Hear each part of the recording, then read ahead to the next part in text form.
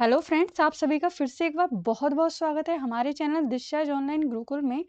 तो ये जो वीडियो है इसमें हम डिस्कस करेंगे 25 जनवरी और 27 जनवरी को जो हमारा एग्ज़ाम हुआ है इंग्लिश का। ठीक है, इंग्लिश लैंग्वेज का उसमें जो क्वेश्चन आए हैं वो कैसे आए हैं वो हमने बच्चों से बात करके रिजेंबल करने की कोशिश की है, क्योंकि देखिए उसमें पैराग्राफ और पोइट्री आती है, उनको रिजेंबल करना इतना आसान नहीं होता है। पर फिर भी हमने काफ़ी सारे क्वेश्चंस आपके लिए थोड़े-थोड़े करके आपके लिए रिजेंबल कर लिए, जिससे आपको ये सहायता मिलेगी कि भाई इंग्लिश में किस तरीके के क्वेश्चंस आ रहे हैं, और अगर आपका कोई टॉपिक रह रहा होगा तो आप उसको जाके अभी से ही कर लीजिएगा और समझने की कोशिश भी कीजिएगा अभी के अभी। ठीक है? आपको बोलना चाहेंगे, अगर वीडियो जाते-जाते अगर आपको अच्छा लगे तो लाइक कीजिएगा, शेयर कीजिएगा ज़्यादा से ज़्यादा और चैनल को सब्सक्राइब करना नहीं भूलिएगा। चलिए क्वेश्चंस देख लेते हैं। पहले 25 जनवरी के क्वेश्चंस देखेंगे जो भी हमें मिल पाए हैं। देखते हैं कैसे क्वेश्चन आए हैं।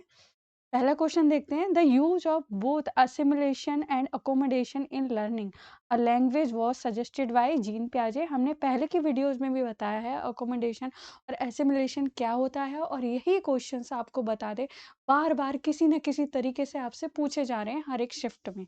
ठीक है, जो भी क्वेश्चंस हम आपको पोस्ट कर रहे हैं, इसीलिए ये क्वेश्चंस करने बहुत ज़रूरी हो जाते हैं। ठीक है, क्योंकि हम इतनी तैयारी कर रहे हैं, 1% भी कमी क्यों छोड़ी जाए। Multilingualism in a classroom needs to be understood as by the teacher. देखिए ये क्वेश्चन बार बार आ रहा है और पहले भी आया हुआ है। एन एसेट एंड रिसोर्स, तो संपत्ति और समृद्धि के रूप में समझा जाना चाहिए कि भाई मल्टीलिंगुअलिज्म क्लास है तो ये तो बहुत अच्छा, बच्चों को एक दूसरे की भाषाएं समझने का एक मौका मिलेगा। ठीक है, जोन ऑफ प्रोक्सिमल डेवलपमेंट क्या होता है, तो प्रोक्सिमल डेवलपमेंट अच्छे से पढ़ लीजिएगा। देखते हैं क्या होता है। The area between a child's current level, मतलब चाइल्ड का जो करंट लेवल है ऑफ इंडिपेंडेंट परफॉर्मेंस, उसके इंडिपेंडेंट परफॉर्मेंस का current level and the level of performance that the child could achieve, और वो वाला एरिया जिस जो चाइल्ड अचीव कर सकता है। ठीक है, किसकी हेल्प से? With the help of adults and more skilled peers, यानी कि समकक्ष लोगों से। ठीक है, तो प्रोक्सिमल डेवलपमेंट वो डेवलपमेंट होता है जिसमें ये सारी चीज़ें आती हैं। ध्यान से करते जाइएगा, जो भी इससे रिलेटेड और भी फैक्ट्स हैं उनको करते जाइए, क्योंकि ये तो क्वेश्चन रिलेटेड वीडियो है जिसका उद्देश्य है आपके साथ ज़्यादा से ज़्यादा क्वेश्चन शेयर करना।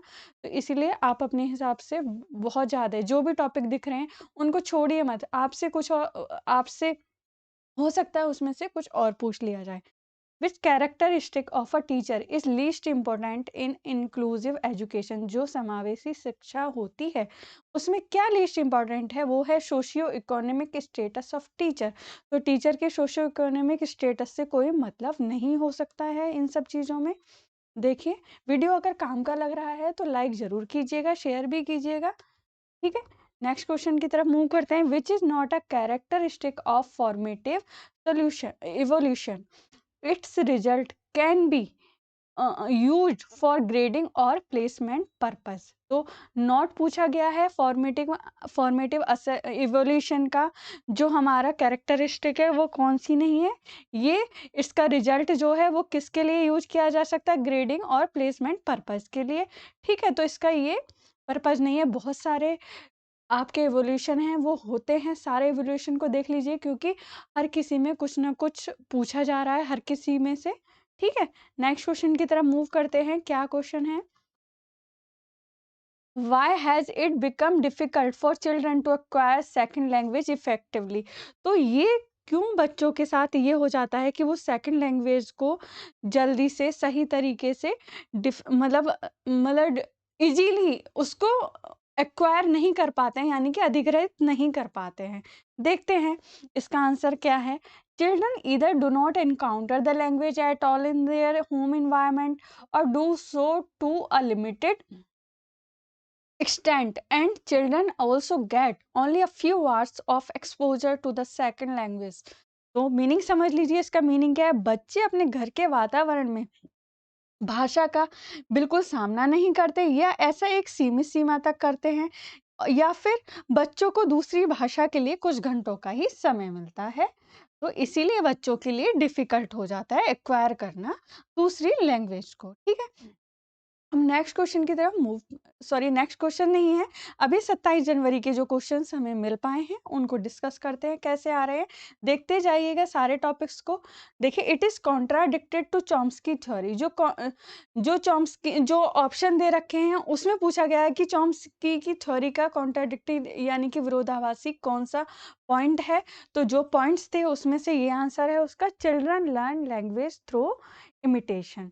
ठीक है, तो ये सब चीजें आपके एग्जाम में आ रही हैं, बिल्कुल ध्यान से पढ़ते जाइए, कुछ चीज रहे ना आपकी तैयारी में, कोई कमी नहीं रहनी चाहिए।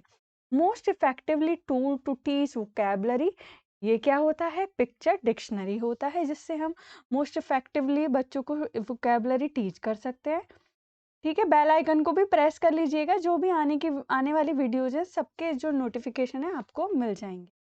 अकॉर्डिंग टू टोटल फिजिकल, एक minute, according to total physical response a teacher should teach vocabulary by connecting according to total physical response a teacher should क्या करना चाहिए? total physical response के according टीचर को teach vocabulary by connecting words with appropriate action। तो इस तरीके से vocabulary उनको सिखानी चाहिए connecting word के साथ with appropriate जो actions हो सकते हैं उससे रिलेट।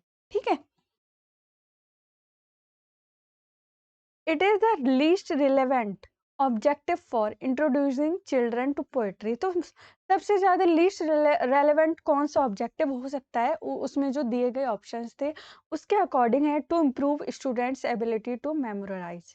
ठीक है, तो मेमोराइज करना उसका ये उद्देश्य नहीं होता है पूरी तरीके से। ठीक है, next question, what should a teacher take care of while providing examples to teach grammar? ठीक है, तो क्या टेक केयर करना चाहिए जब जो एक टीचर है जो प्रोवाइड करा रहा है एग्जाम्पल्स ग्रामर को टीच करते time? Be sure the examples are accurate and appropriate होने चाहिए, सारे एग्जाम्पल्स एक्यूरेट भी होने चाहिए, तभी बच्चों के दिमाग में एक कंसेप्ट प्रॉपर और क्लियर बनेगा।